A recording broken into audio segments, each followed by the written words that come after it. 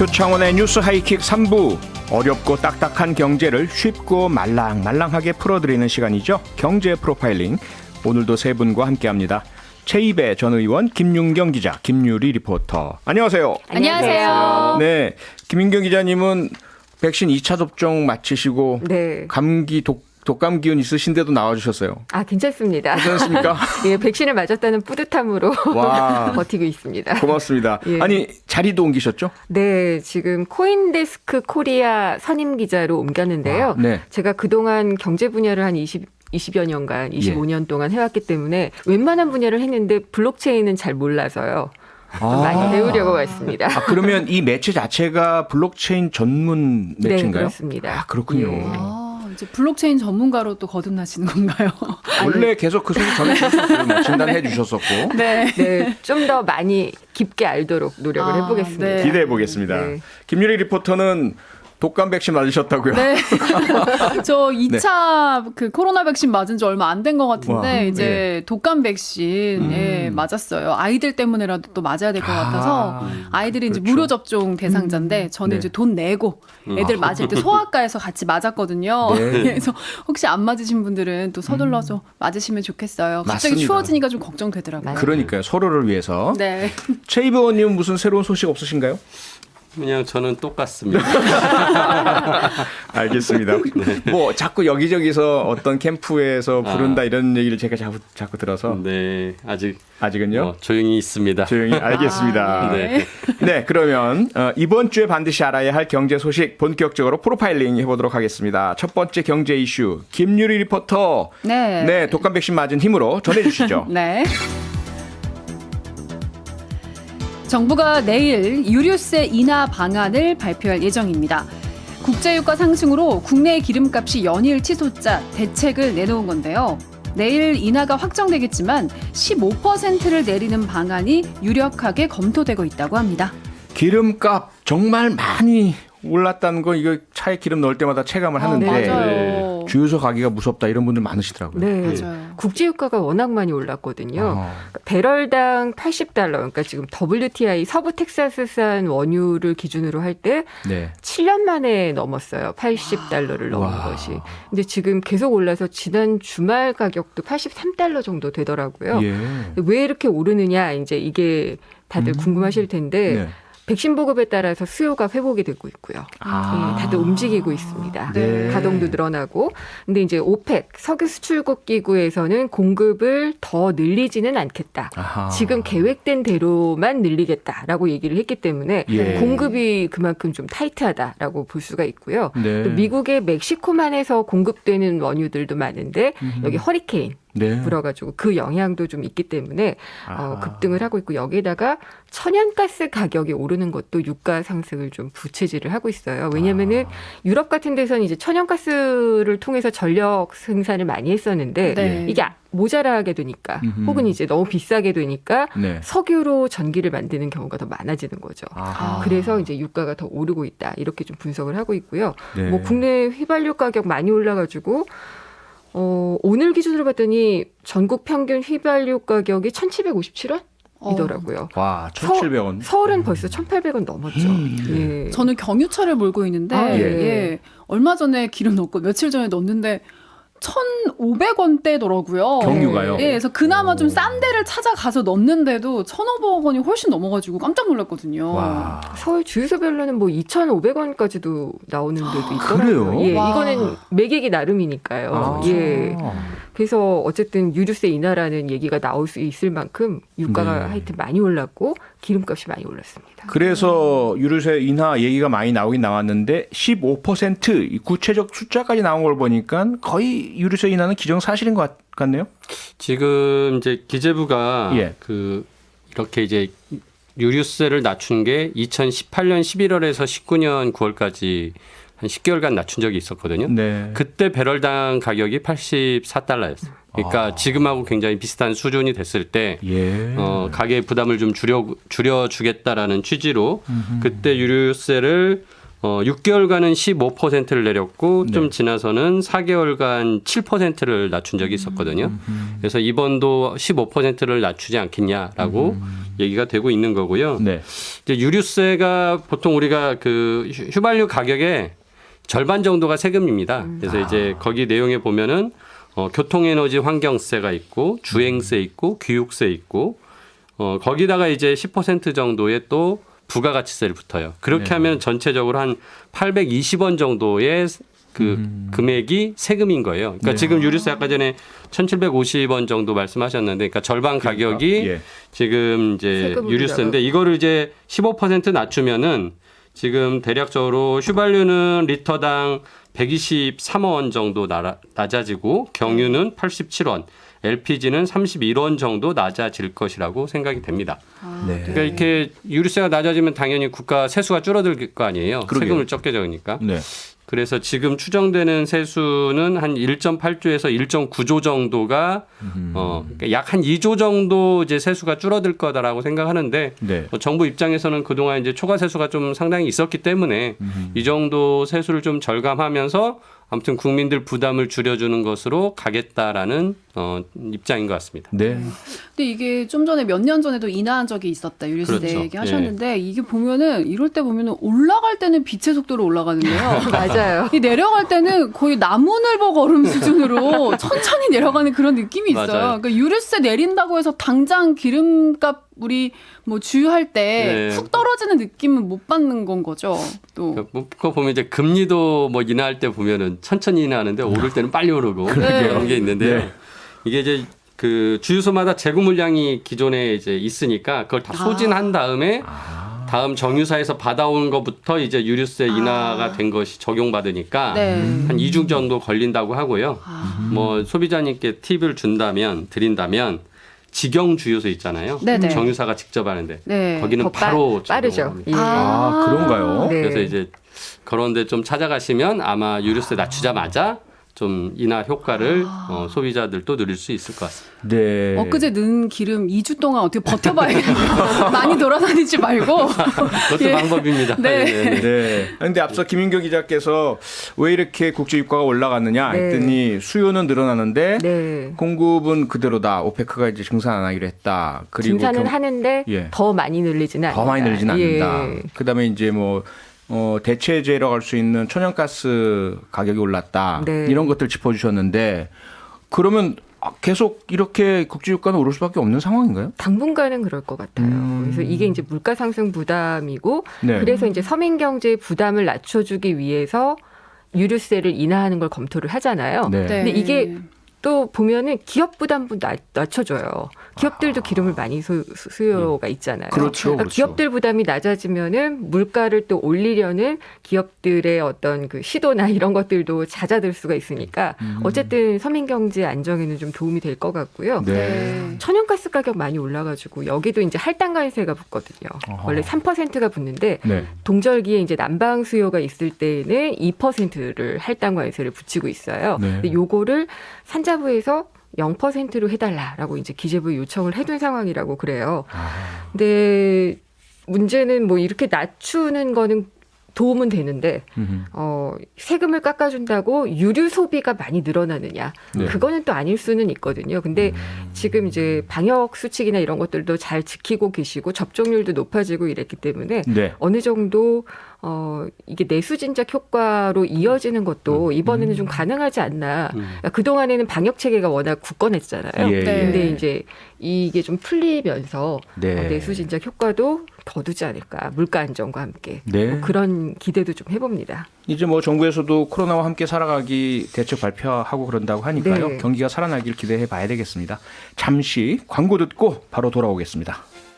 네, 어렵고 딱딱한 경제를 쉽고 말랑말랑하게 풀어드리는 경제 프로파일링 최이배 전 의원, 김윤경 기자, 김유리 리포터 세 분과 함께하고 있습니다. 네. 김유리 리포터 두 번째 이슈 정리해 주시죠. 네.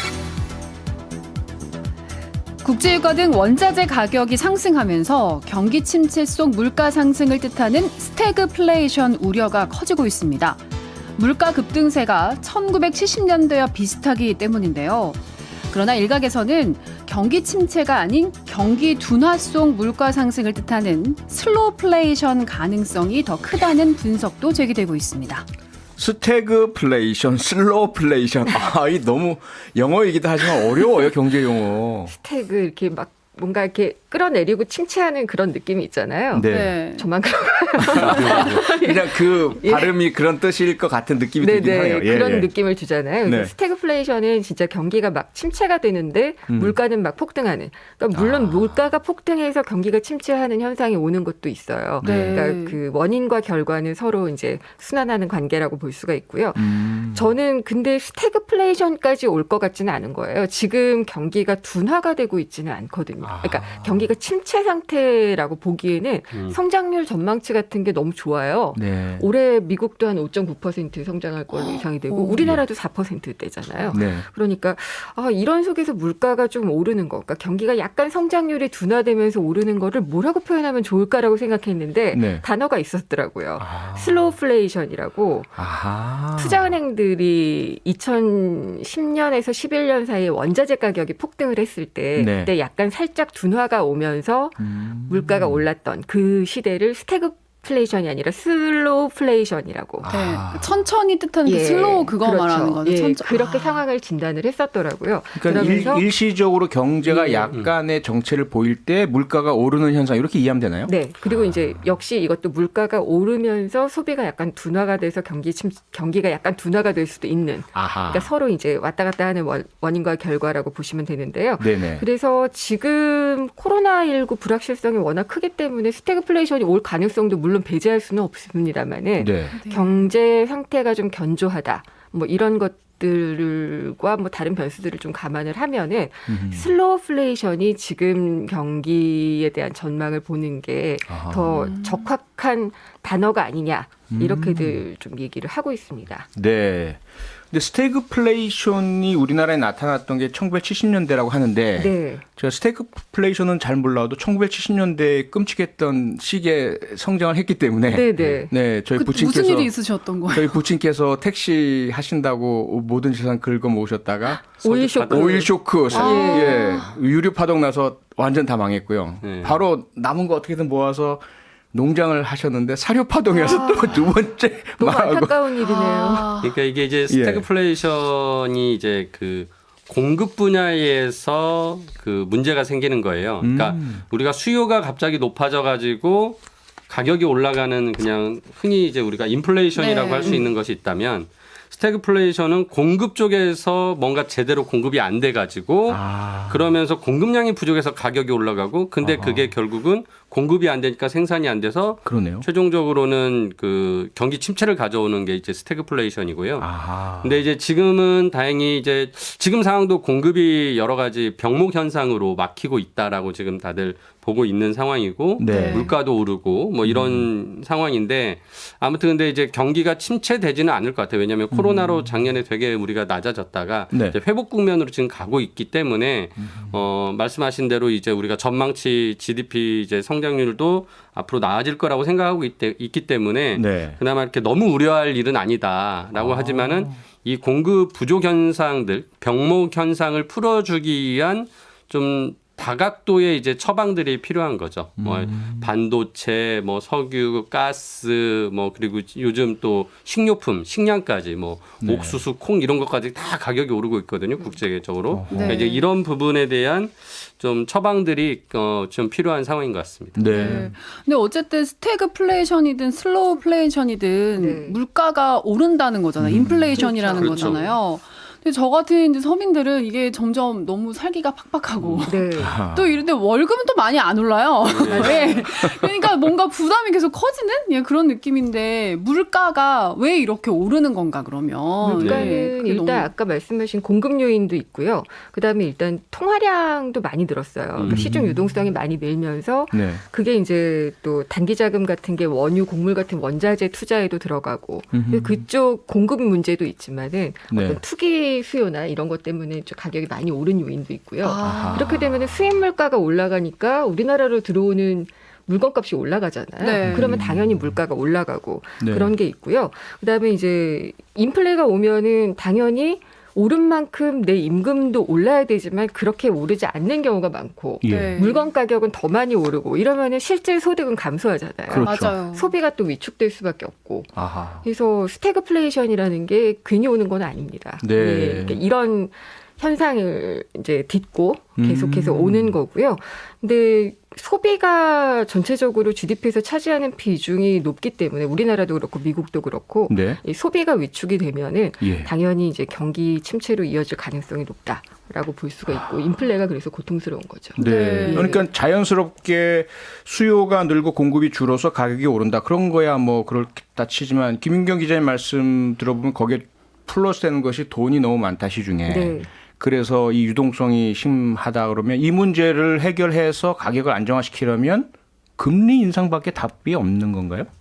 그래서 지금 이제 세계 중앙 은행들이 다들 예. 아무튼 이제 지금까지는 자산 매입을 확대했는데 이제 그걸 축소해 가면서 네. 유동성을 줄여가거나 이제 금리를 올려가는 이제 처방을 하고 있어요. 근데 그러니까 그 과정에서 결국 또 뭐 진짜 물가가 오른 것으로 인한 고통을 받는 사람들, 그러니까 고용이 막 좋아져 가지고 네. 사람들이 이제 월급을 많이 받으면서 소비가 많아져서 수요가 오르는 것이 아니라 지금은 고용도 아직은 침체기고 그렇죠. 뭐 월급도 크게 오르지 않는 상황에서 이제 이런 식으로 공급 쪽에서 그 유동성이 커진 부분 때문에 돈이 풀려서 이 물가가 올라가는 것을 잡기 위한 노력은 또 할 수밖에 없는 거죠. 아하. 그래서 지금 뭐 전 세계적으로 이제 그런 처방들이 이루어지고 있고 네. 아까 말씀드린 중에 이제 공급망 이 교란이라고 지금 표현을 하는데 예. 네. 그러니까 우리가 지금 선적을 해가지고 배가 뭐 미국까지 가는데 뭐 한 10일 정도 걸리는데 거기서 하역을 못 해요. 네. 그 이유가 거기에 하역 노동자들이 대거 이제 고용을 이제 축소하면서 지금 당장 그걸 하역 작업하는 사람이 없고 짐을 못 내리네요. 예, 지금 짐을 못 애들이 다 내리고. 기다리고 있다고 얘기를 그렇죠. 들은 것 예, 같아요. 몇십 일씩 한 20일씩 기다린다고 하거든요. 네. 지금. 예. 거기다가 그러니까 컨테이너가 부족한 그 비어 있는 게 없어요. 다 배 다 차 있고. 그렇죠. 바다에 떴으니까 새로운 물건을 컨테이너 실어서 보내야 되는데 못 보내고 있죠. 또 뭐 이런 이제 현상들이 지금 다양하게 세계에서 벌어지고 있거든요. 네. 그래서 이제 이런 부분들이 빨리 고용을 다시 적극적으로 추진하고 또 그런 노동자들의 처우를 개선함으로써 하하. 그게 이제 어느 정도 수요를 이끌어낼 수 있는 네. 그런 현상으로 가야만이 전체적인 좀 경기 안정과 이제 안정적인 경제 성장이 이루어지지 않을까 그런 이제 생각을 하고 있죠. 네. 네. 모든 것들이 다 연결되어 있군요. 자, 세 번째 이슈 김유리 리포터 네. 전해 주시죠. 서울의 평균 아파트 값이 12억 원을 넘어섰습니다. KB국민은행의 월간 주택가격 동향 통계에 따르면 10월 서울 아파트 평균 매매가는 12억 1,639만 원을 기록했는데 6개월 만에 1억 원이 더 오른 금액입니다. 네, 12억 원 그것도 평균값이라는데 네. 서울의 아파트값 이거 정말 소위 우리가 넘사벽 이런 표현을 쓰잖아요. 아, 네. 이렇게 넘사벽 맞는 것 같아요. 어허. 예, 넘을 수 없는 4차원의 벽이라고 하나요? 그러네 보통 예. 사람은 그렇죠. 그러니까 서울 평균 아파트 가격이 이제 KB국민은행이 통계를 낸 걸로 보면은 작년 9월에 10억 원이었어요. 예. 그러니까 지금 1년 정도 지났는데 12억 원이다. 하하. 그러면 아. 상승률이 20%가 넘는 거잖아요. 그러네요. 예. 근데 그동안에 임금 상승률은 어땠나 모두 다 자신의 그 통장과 잔고를 기억을 해보시면은 20%의 상승률은 아니거든요. 맞아요. 거의 없겠죠. 아주 극히 예. 일부에. 물론 이제 예. 집을 사신 분들은 그만큼 자산 가격이 늘어나는 효과를 거두셨을지는 모르겠는데 네. 어쨌든 너무나 급등을 하고 있다라고 볼 수가 있을 것 같아요. 심하네요. 네. 한강 이남 11개 구의 아파트 중위 매매가, 그러니까 중위 매매가는 아파트를 순서대로 이렇게 나열을 했을 때 중간에 있는 가격, 네. 평균은 아니지만 평균에 네. 가까운 그런 가격인데요. 이게 13억 원을 돌파했더라고요. 한강 이남이요. 예. 그러니까 정말 뭐 그러니까 지난달에 한강 이북의 14개 구 아파트 가격이 9억 원을 또 돌파를 했고요. 네. 아하. 13억 원을 돌파를 하고 뭐 돌파하는 것밖에 없어요.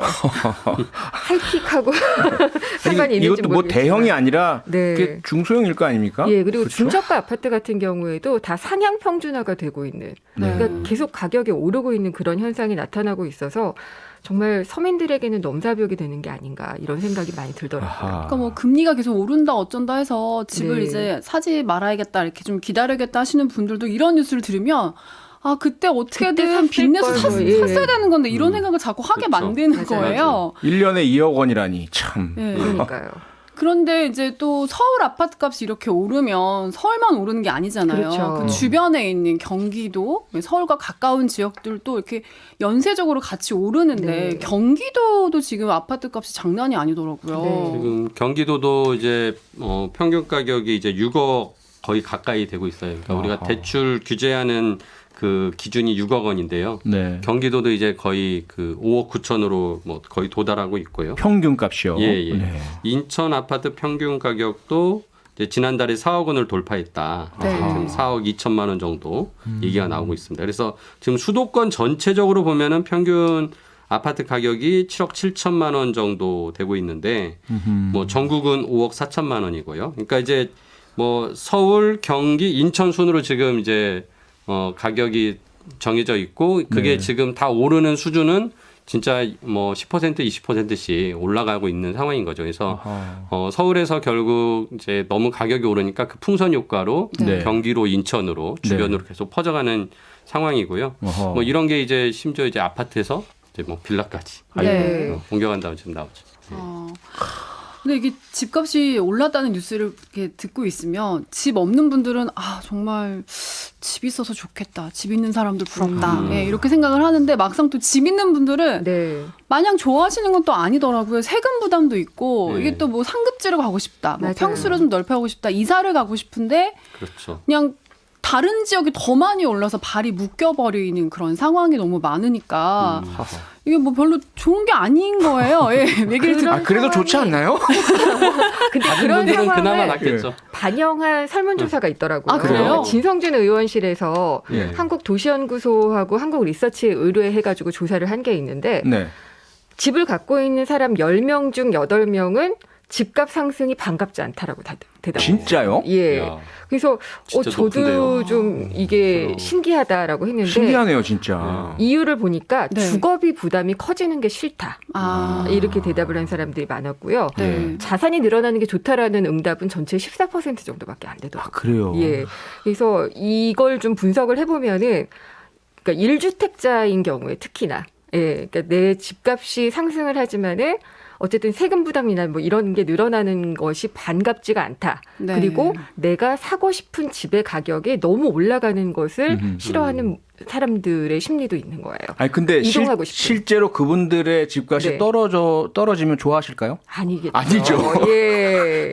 그러니까 이제 떨어지면은 100%가 싫어했을 텐데 싫어하시죠. 네네. 지금 이제 오르면은 네. 8명. 8분이라고 하는 건데. 이게 솔직한 마음 뭐냐면 예. 본인이 사는 지역은 많이 오르고 내가 네. 이사 갈 지역은 조금 올랐으면 올랐어요. 그런 거 있잖아요. 아, 예. 약간 너무 그런 정확하게. 마음인 것 같아요. 예. 네네. 그게 정답이네요. 그리고 그래가지고- 이제 예. 대부분 또 아파트를 가지고 계신 분들도 대출을 가지고 있을 가능성이 높고 그렇죠. 네. 결국 이렇게 집값이 올라가고 그것에 따른 규제가 만들어지면서 네. 뭐 세금도 오르지만 지금 이제 금리도 올리고 뭐 네. 계속 이런 문제들이 있기 때문에 네. 뭐 집 가진 분들도 마음이 편치 않는 상황이 되는 거죠. 그래서 네. 뭐이 부분이 진짜 어떻게 보면은 뭐 부동산 정책의 실패로 인해서 진짜 가지고 있건 가지고 있지 않건 모든 사람이 지금 네. 불행해지는 네. 그런 결과를 초래하고 있는 그 거죠. 최 의원님 말씀 중에 특히 집 가지고 있는데 그 채무가 끼어 있다. 그분들이 집 가격 올라가면 금리 올라가서 이자 부담 커진다. 이건 결국 변동 금리 때문인 거 아닌가요? 그렇죠. 그래서 지금 아마 우리나라에서 최근 10년 정도 안에 대출을 받으신 분들은 대부분 이제 변동금리 받으셨을 거고요. 예. 그러니까 이제 지금 금리가 올라가면 당연히 그 변동금리 지금 시중금리가 올라가고 있고 특히나 우리나라 지금 그 코픽스라고 해서 이 대출금리의 그 기준이 되는 금리가 최근에도 계속 오르고 있어요. 그러니까 이건 기준금리를 올렸다 그리고 올릴 것이다라는 기대감이 계속 반영이 되고 있기 때문에 시중 금리가 올라가고 뭐 그거에 따라 대출 금리도 따라 올라가는 상황이 되는 거죠. 네. 네. 네, 뭐 배 아프고 또 마음 아프게 여기서 마쳐야 될 것 같습니다. 경제 프로파일링 최이배 전 의원, 김윤경 기자 그리고 김유리 리포터 세 분 수고 많으셨습니다. 다음 주에 뵙겠습니다. 네, 감사합니다. 감사합니다. 평일 저녁 6시 5분에 여러분을 찾아갑니다. MBC 라디오 표창원의 뉴스 하이킥.